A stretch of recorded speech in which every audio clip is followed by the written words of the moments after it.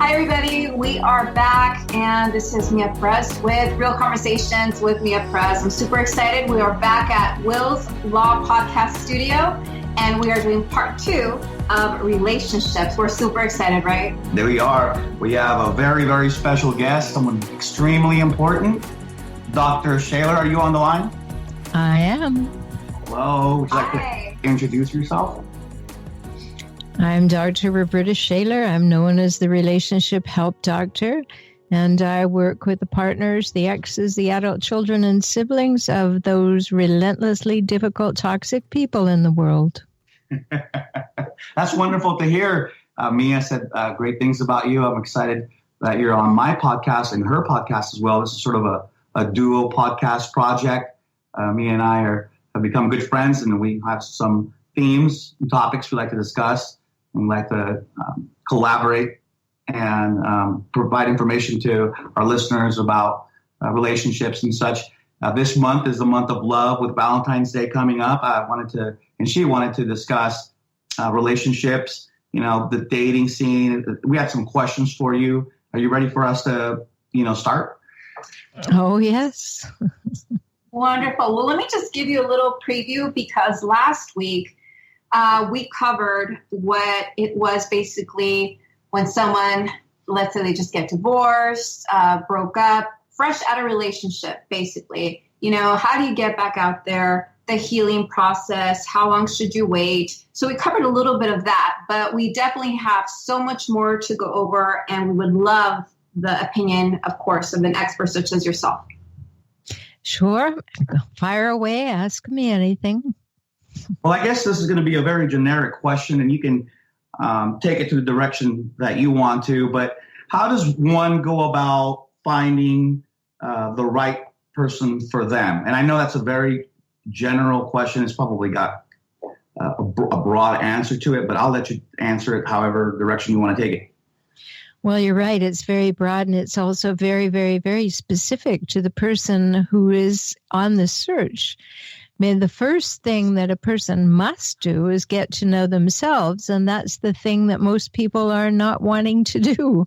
So you have to spend time knowing who you are, what your values are, what your vision for your life is, what your beliefs are about not only spiritual things, but how money works, how family works, all kinds of things. And then you have to know, what would you like to create in terms of a partnership, and be able to talk about that with a potential person?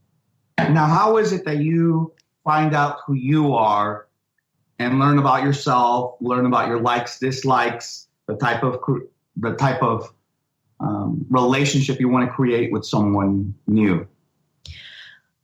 Well, first of all, you have to spend time with yourself. I mean, I've been doing this work for 35 years, and one of the biggest things people don't want to do is to actually confront themselves. They don't want to sit down and figure out, who am I? What do I want? What do I like? What are my values? And then say, all right, I am looking for someone who will match this or complement this. Mostly we go out looking for somebody who likes us. And that's never the best way to approach the whole dating scene. Much better to go out knowing what you're looking for. Even if you're going to write a profile on a dating site, write it from the point of view of what you are looking for, not as an advertisement for yourself. That's really interesting that you bring that up. Why do you think that is, Dr. Shelber? Why is it that we are so afraid of being alone? And I ask you that because I do have friends that, jump from one relationship to the next, and it almost seems like they end up in the same relationships all over again. What is it that they are fearing? Well, first of all, of course, we have a fear of being alone, because if we're alone, we might think something, or we might meet ourselves in the mirror and have to have a conversation with ourselves.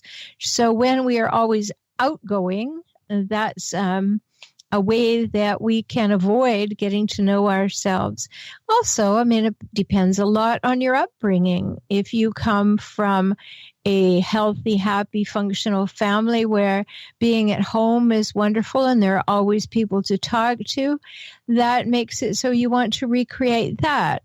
And if you come from a home where it wasn't so great, maybe you have a desire to find one that is great, but at the same time, you have a fear that you can't trust anybody.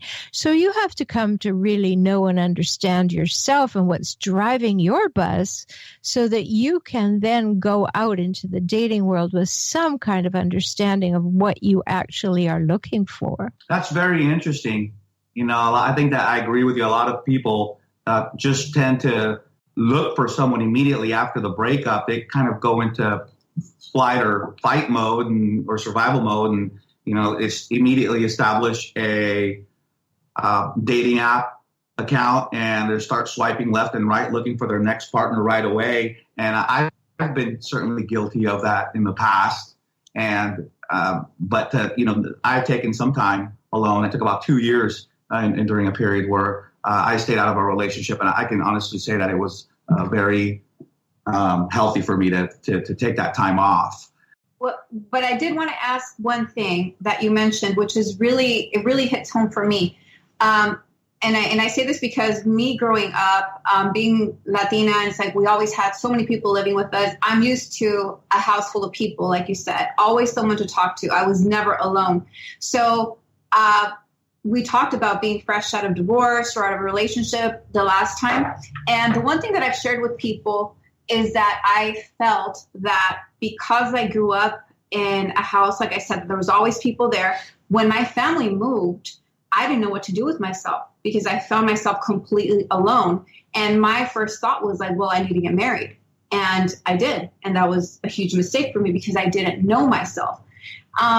What is it that what advice would you give for people who are used to already that kind of upbringing, and they've always had like friends, family around? Now, let's just say all of a sudden, because of the breakup or divorce, wherever they are in life, they have to relocate. What can you do to not immediately go and find somebody? Well, let me just address the fact of the culture that you come from. I mean, there are two major kinds of cultures in the world. One is called collectivist, which is certainly a Latino culture, which means that the family is more important than the individual. And then in this country, we have an individualist culture, which means each individual is perfectly able to go and do whatever they want without thought about the family. And those are the extremes. So you can get very, very caught if you come from a collectivist culture and then find yourself alone.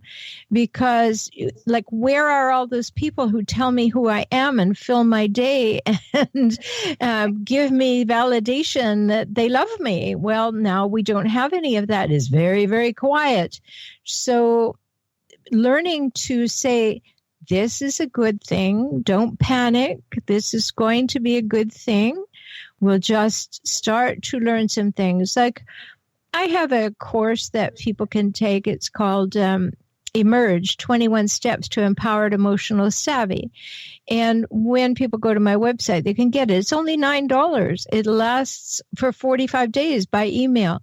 And it will allow you to work through the worksheets and find out what's really up for you and how to have this emotional savvy that you require. Well, that's a great break for people to take and do something for themselves before they think they're in a frenzy to find someone. Because when you're in a frenzy to find someone, everybody looks somewhat good, and that's not great. Right. That's so interesting you brought that up. And by the way, I'm just curious, what is it that got you to pursue this? Well, I've been doing this for a very, very long time. The reason that I have the specialty that I have is that I was raised in a very toxic, abusive situation.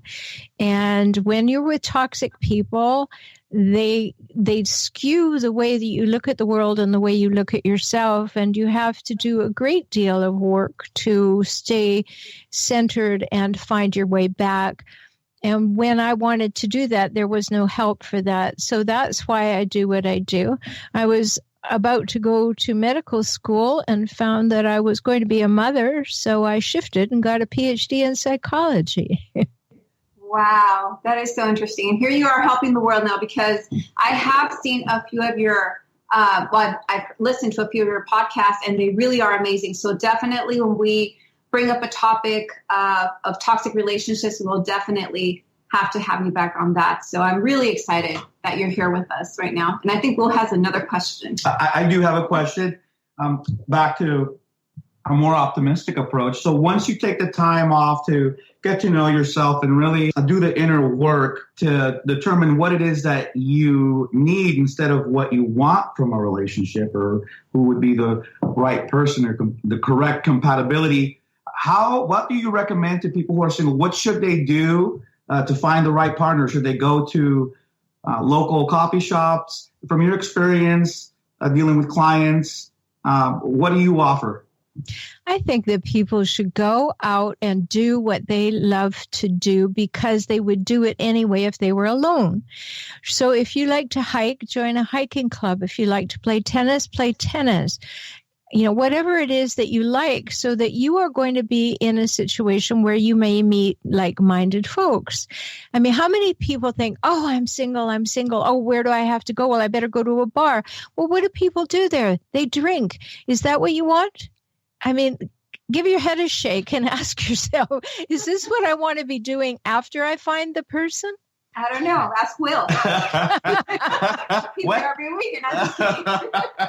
We like to have fun, Dr. Shelber. Dr. Shelber, we're just having fun. But you bring up a very good point. And well, it's just, I think culturally, you know, and especially for men, it's what, I don't know. I don't want to say every man thinks that way, but definitely the thing that they want to do when they want to meet people is, oh, well, let's go to the bar, let's go to the nightclub, or let's go to the local lounge and look for some women or some girls. And that's, you know, sort of the mentality of many men, I think, maybe from this area here. I don't know if I want to geographically blame us here or pinpoint us, but that is a good point. I've actually done a lot of reading on relationships and finding the right partner, and the advice you just gave us now is exactly on point, Dr. Shelber. Well, I think it's important to consider, because if you wouldn't be going to the bar after you have found someone, why would you go to find them?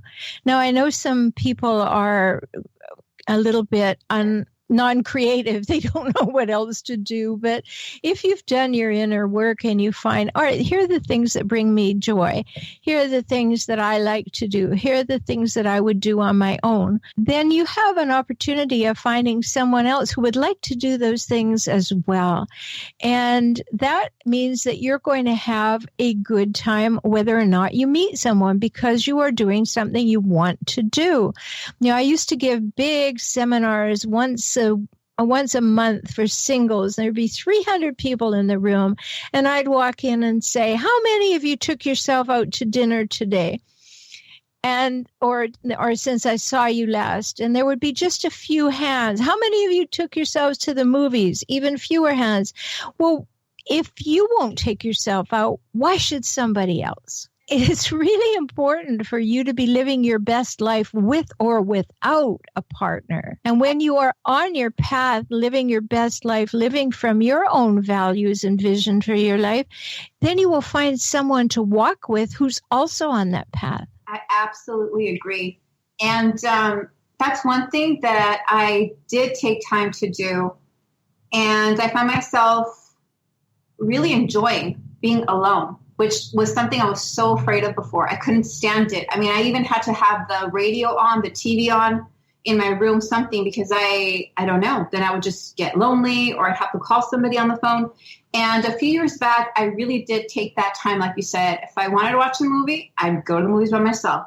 I would go to the restaurant by myself. It felt weird a little bit. It felt uncomfortable in the beginning to sit there by yourself and you see other people, you know, other couples sitting there. But after a while, I actually enjoyed it. Let me ask you this question. So when we talk about compatibility, I'm going to say from my perspective as a woman, it's very difficult to find a man who can keep up with someone who's very passionate about their dreams, someone who's very driven, independent. how do you find that balance in a relationship? Because sometimes if I date someone who, let's just say someone who has a 9-to-5 job, it's happened to me before. And I'm sorry, Dr. Shelber, you're my therapist right now. So I've had someone, let's say, that had a 9-to-5 job and didn't understand that me being someone who doesn't have the 9-to-5 job, they felt uncomfortable that I don't have a time to enter and to leave work and a certain schedule that I keep. And again, being driven, being passionate, being a networker, that's been very difficult for me. So what do you advise? Because I know I work with a lot of women who are very also independent and very driven. What advice do you give us in finding that potential partner? Well, first of all, you have to work yourself to balance the masculine and feminine within yourself. And being driven and strong and independent and entrepreneurial, that takes some masculine traits or more masculine traits. So we have to be very careful as strong, independent, entrepreneurial women that we have cultivated both sides of ourselves. So yes, maybe it's a time thing, like you said, a 9-to-5 job versus another, but it really isn't as much that as it is an energetic thing. Like if you have time to be downtime and enjoyable time, and it's not all about work, and it's not all about push, and it's not all about success, and it's not all about drive, then you need that time as a human being, let alone time for the relationship. Because remember always, in a relationship, there are two me's and a we. And if you are not willing to do what it takes to support all three entities, move on, right? It's very important. So, like anything, you don't walk into a store and purchase the first thing you see. You may have to go through all the racks before you find that one person who matches your major criteria, balances you out well, and is happy. There are three major criteria that I say create a healthy relationship, no matter what that relationship is. You have to have equality, reciprocity, and mutuality. And if those three things aren't there, you're going to have problems with it, and it may not be something that you want to deal with. So if you can't find somebody who has equality, and I don't mean that means everybody splits the bill. I don't mean that kind of equality. I mean the kind of equality that says, okay, I have things to do and you have things to do, and we want each other to succeed. So we will figure that out, and we will honor and respect each other. And that's very important. Dr. Shelber, can you go into the other two? I think you hit very important points. I mean, that's sort of the heart of this podcast as far as, the month of romance and Valentine's Day coming up, but for relationships out there that are currently in existence, the three topics you discussed. You talked about equality. Can you go into the other two? Sure. Equality and then reciprocity. That doesn't mean a scoreboard. That doesn't mean a tit for tat. None of that. What it means is I can count on you. If I can ask you for something and you're able to do it, you will do it, and you will help me and I will help you, and we will be each other's person, right? So there's reciprocity that each of us can do as something to help each other. And then mutuality is that we have each other's best interest at heart. I mean, it really demands a lot from both people because it requires an active interest in each other as different, complex, fascinating individuals. Have to think back to remember how that was when you first met. You should be captivated by each other, and all your differences are delightful. And then as you get to know each other, you should be able to capitalize on that. But what happens in many situations is you find the other person delightfully different than you, and it's all very exciting. Then you get into a relationship, and then what are you doing? You're complaining they're not enough like you. And as soon as you start complaining that, they should be more like me, then you start losing interest in them because they're not that interesting person who was different than you before. So you really have to understand what mutuality is. And you have to magnify your attunement and your responsiveness to each other and engaged in talking more and becoming more vulnerable and transparent.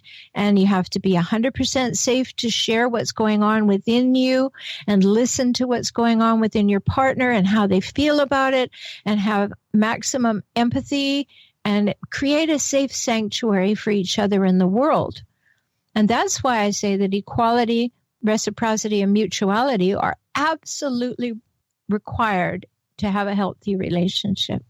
Now, this brings me to the next question, Dr. Shelber. When do you determine whether these equality, reciprocity, and mutuality is something that's going to be active in your relationship, or that it's actually going to succeed in your relationship? Is it during the dating phase that you discover that these three things are going to be present in your relationship, or does it happen after there's a agreement of exclusivity and you begin official title of boyfriend and girlfriend, and you discover that as you get to know each other in an exclusive relationship? How do you find out? Well, it starts right from the very beginning. Say you go on a date and the person who's paying is cheap and doesn't want to tip the waitress or waiter. Okay, there's an indication that there's something about that person that may or may not resonate with me. Maybe I think, oh, well, look at that, they save money. Or maybe the other side of me says, wow, those people have to make a living too. That's not okay with me. And you start to learn how they work in equality, how they experience that. And as you go through the dating, whip off those rose-colored glasses, see the red flags, know that they're there, be calibrating that. And if you're continuing to enjoy each other's company, then the big thing is, how well do you talk together? Can you hold each other's attention and interest and give each other attention and interest, and be definitely curious about who is that other person? What makes them tick? What's going on? Learn about them. And when you get into that situation, probably by then there's some exclusivity. I happen to be one of those people that advocates that you wait until exclusivity in order to allow someone to be part of your body. But that's because if you haven't spoken enough, then it's a booty call. And if it's a booty call, say it is. But it's just not fair, because the way men and women work, it is not fair to be doing that without everybody knowing what it is. That is just so funny to hear the doctor say booty call. I love it that you're just so real with us. I appreciate that. And you know what? That brings thank you for bringing up that point, because I don't think men value how much that means to us. Maybe not all men. Be careful, not all men are like that. She gave me a really dirty look right now. That's why she did. No. And I say this because maybe it's also women who are taking that lightly nowadays as well, who are just not waiting long enough. And because some of them don't wait, when a man comes around to the women that do want to wait for that time, we come across as maybe old-fashioned, as, playing hard to get, when it's just like, well, I mean, what's the rush? I feel that a man should, first of all, make an investment into the woman, into getting to know the woman, and all the things that you covered before we even step into that. Because the difference for men and women is our heart's going to get involved. We're going to get emotionally attached most of the time. And with men, I mean, they could just wake up, roll over the next morning, and they can be in another bed the next night. Well, yes. I heard it said the other day, and I think it's said quite well, that when we're dealing with sexual intimacy, men are microwaves and women are crock pots. Right. So that's what you said, Mia. Like, okay, a man has a biological imperative. We all know that, to populate the earth, especially when they're young. And women have to be the ones who say, hey, slow down.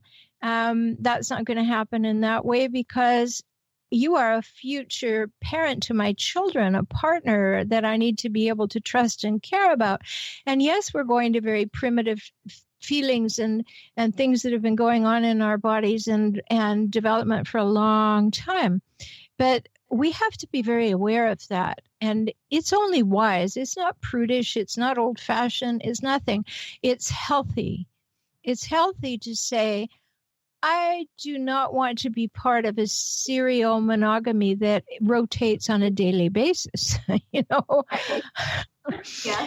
So I want to have emotional intimacy before I have physical intimacy, and hold out for that. And if someone says no, then go ahead. That person's not ready to have a relationship. They just want a series of conquests and keep it light.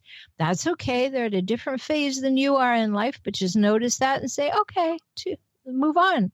It's not a judgment of their behavior or their decisions. It's you saying, wrong timing, wrong place, wrong person. And I do want to add that I think that the right gentleman would wait. Absolutely, he would, because he's going to be emotionally intimate and he cares deeply about the woman.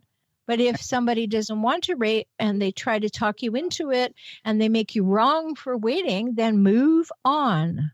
That's the red flag in and of itself, you know. Right. True. Goes back to the equality, somewhat of a lack of respect. Mm-hmm. I agree. So, do you have any? Yeah, I still have a few more. Okay. So once you're in a relationship, we know that relationships are work. They require effort. Do you have any advice, in addition to what you've discussed, to maintaining a long-term relationship? Because I think that's what everybody's goal is. I don't think anyone, or maybe there's some people out there who wake up and say, well, I'm going to get into some sort of fling over the weekend. But, you know, most of us who are healthy want to be in a relationship that's going to eventually lead to marriage or something that's long-term, sort of like a lifetime partner. And we know that's work. What input do you have for us? Do the work. That's the input that I have. The thing is, everybody can talk about it, Will. It's really easy to talk about.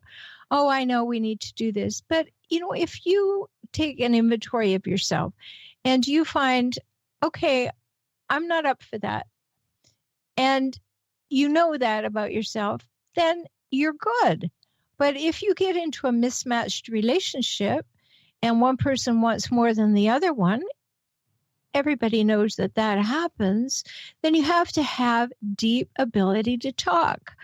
And if you cannot engage in conversation, and I don't mean like women love to talk, so I don't mean like hours and hours and hours. That's what happens in the first days of the relationship, you know, lying up all night with the phone in your ear.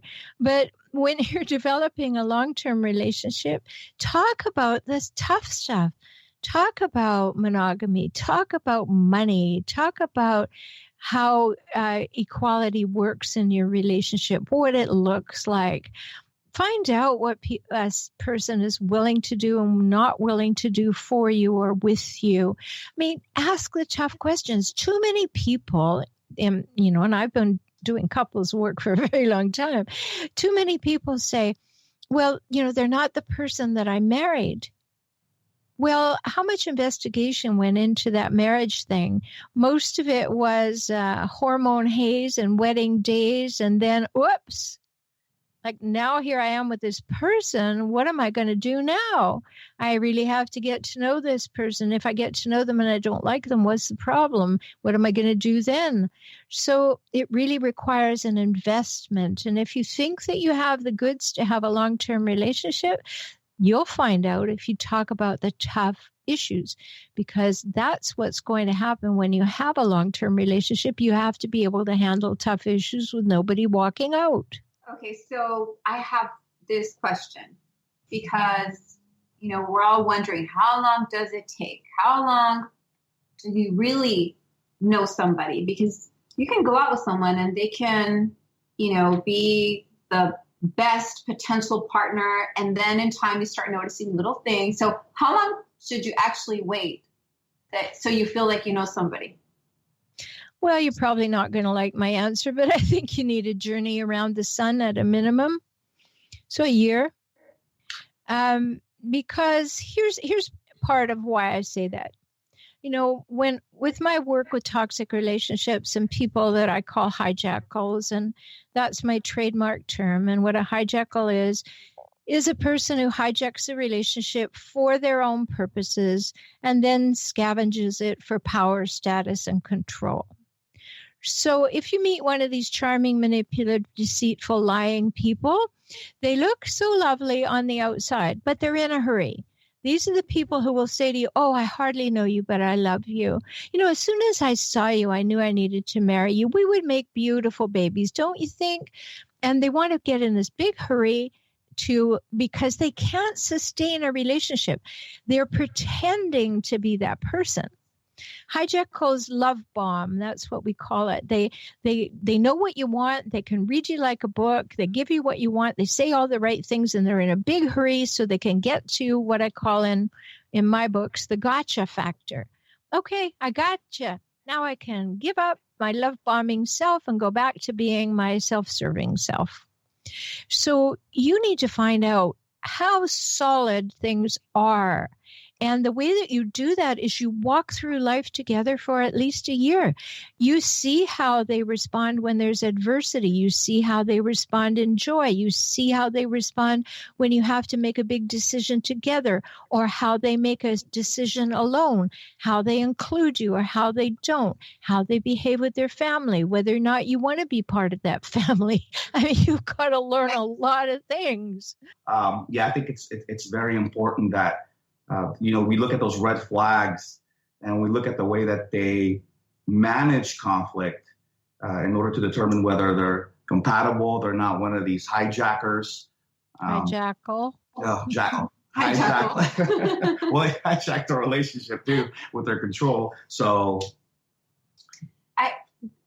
there's one thing that you brought up that really hit home for me, and it's their family. How much does that play in to the individual? I know the upbringing certainly does, but how far should you look into really the family, and even okay, let's just say they're get-togethers. I say this because in my experience, when I was married, I was not until I was married is when I opened my eyes and I was like, wow, there's a lot of alcohol, a lot. In all these parties. And, there's a lot of drinking. I ended up marrying an alcoholic, which of course I didn't open my eyes till, I was already in it. But what are the things that we should look out for as far as signs of even the family? Because I don't know if it's true or not, but they say when you marry someone, you marry their family. Is it true? Sure. Of course it's true, because where did they have their first allegiance, or where did they have their first blow up? In the family. So how the family is constructed is very, very important. How people treat each other is very important. How people speak to each other, whether there's backbiting, whether people are playing favorites, what's going on, and do they try and suck you into their drama, or is it warm and lovely and delightful and transparent? You're going to spend a lifetime perhaps in this family. You better know that you want it, because it's going to be a big thorn in your relationship if every time there's a family event, you have to have a blow up about whether we're going. So it's very, very key. And again, going back to that collectivist and individualist culture, if you are from a collectivist culture, and you decide that you want to be in relationship with a person who's individualist culture, and you say, well, what about your family? What about your family? And they're going, so what about my family? So that mismatch of values, if you should go to create a family yourself, could be a really big deal, a deal breaker. What about spirituality? How big of a factor does that play? Well, if you're talking about spirituality rather than religiosity, it can play a big part. I mean, when somebody has a spiritual belief system, and if the other person supports them in it or joins them in it, that's ideal. But if they make fun of it or they separate themselves from it or they decry it, then move on. You know, you can't have emotional intimacy with somebody who disapproves of you. True. And don't settle. Just don't settle. You know, put a big sign on the inside of your forehead that says, I will not settle. Because it's not enough to have a good enough relationship. Right. It just isn't enough. And so you keep looking. Don't be silly and nitpicky and awful. I have a friend who's spent thousands of dollars on dating sites and matchmakers and things, and she'll meet a fellow, and the first thing she looks at, you know, maybe he's 5'10.5", and she said, I told them he had to be 6 feet tall. Oh my goodness. I finally said to her, you have no intention of meeting somebody. You might as well just go and buy yourself a 6 foot tall doll. But the thing is that 6 feet tall doesn't matter at all, but she feels good with a man who's that tall. But she missed a bunch of great guys because her first calibration was how tall they are and then making the service that matched them wrong. Well, what is the system that you're using to look for somebody, right? Are you looking for the fact that they love life and they have lots of joy and they're willing to spread it? Or did you not calibrate them well enough when you thought they loved life and had lots of joy and were willing to spread it and realize that they're a party animal, right? I mean, you have to sort all this out. And, you know, that's why people like I exist, because sometimes you need to talk to somebody because the other people that are involved in it all have a stake, where somebody who's looking at it from the outside could make a good stab at asking you questions that would cause you to wake up and smell the herbal tea a bit, right? For your clients, do you recommend online dating, Dr. Shelber? I get mixed reviews about it. You know, I'm single, and I'll tell people, well, I think I'm going to open up an account. And some people like say, 15. Well, sure. We said we wouldn't disclose this. It's already on the first podcast. Well, I think it's disintegrated some, quite frankly, from when it started. You know, I met my partner in online dating, but that's 15 years ago. Now, if I happen to find myself in that situation, I don't think I'd go online because it's too available to creepy people. And it's too available to hijackals because they're the laziest creatures in the world looking for acquisition. What could be easier than swipe and say dear a couple of times and have control over someone? So I think you have to be more discerning today in the online dating world than ever before. You bring up an interesting phenomenon. So do you believe that the internet has created a new breed of toxic person? No, I just think that there are more, I know from the research, there are more and more toxic people and they date. So if you're going into internet dating, like I say, they're lazy daters. So what they want is supply. They want people who are going to tell them how much they love them and how wonderful they are and everything. And then they want control. So we'll have this wonderful conversation about, oh, isn't it wonderful? We're in love. And then they'll ghost you for 3 weeks just to have control over you because they've got so much supply. They've got 14 other people they're having the same conversation with. And so you have to watch for that. What is creating more toxic people, in your opinion? Or what does the research show? Toxic people have children.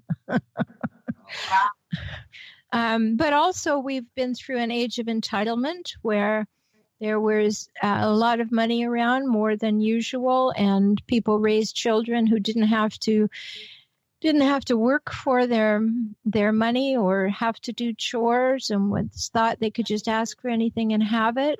And so that doesn't necessarily create somebody who is pathologically narcissistic, but definitely entitlement. So if I think I'm entitled to be treated fabulously and everybody should pay for me and you should do what I want and don't bother me if you're not willing to do that, well, you know, then there are some hijackal tendencies that are happening there, and they will become high maintenance.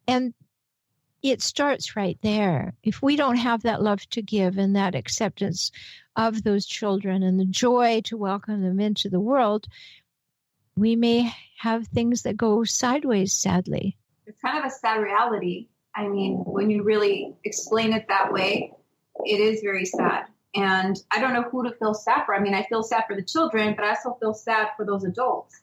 Well, it's sad all the way around. I mean, because it's dysfunctional, it's unhealthy, it's depressing, it makes you feel inadequate.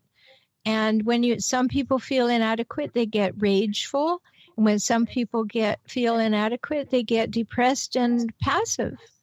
And so we get polarization in emotions again, and that in itself is dysfunctional. Talking about depressing situations, for those single people who are going to be experiencing Valentine's by themselves, just like myself, but I'm happily single. What advice do you have for single persons coming up on Valentine's? Because I know it can be very hard for single people in the past. I've been single before on Valentine's in years before, and I've also been in a relationship. I found both equally gratifying, whether irrespective of my relationship status. But there are people who have a hard time with it, and you see the posts on social media now that reflect that. What advice do you have for single people who may be down because Valentine's Day is coming up and they don't have that other person to celebrate that holiday with? Well, first of all, know that Valentine's Day is a made-up holiday to sell cards and food and candy. So don't get too involved in all that. If you're not feeling that way every day, I'm sure that that's the case. So Valentine's Day is just a day with a number attached to it. Find something wonderful to do. Go out with your single friends. Have a good time. And be absolutely joyful that you're not in a depressing relationship with someone that you're looking for a way out. That's good. That's great. That's great advice. Dr. Shelber, can you provide information to your website? And yes, I do. You find me at Transforming Relationship, singular, transformingrelationship.com. On that website, you can click on the podcasts. I have 2 podcasts, Emotional Savvy and Save Your Sanity, Help for Toxic Relationships. Also, it will take you, when you go to the network on that page for podcasts, it'll also take you to my YouTube channel for FOR Relationship Help, HELP. There are hundreds and hundreds of hours of great things to learn in both those places, the podcast and the YouTube channel. And if you want to work with me directly, I do offer new clients a 1-hour session, full session for only $97. And you get that by going to beaclient.com. Wonderful. Thank you so much, Dr. Shelber. It's been such a great experience to have you here and just sharing with us, because we did the first podcast and it was more about our own thoughts, male-female perspective, but everything you said today is just a lot of benefit. I walk away with so much value. I know our listeners will too. So I thank you so much for your time today, and I look forward to having you on one of our future podcasts as well. Thank you so much. Thank you, Dr. Shelber, again.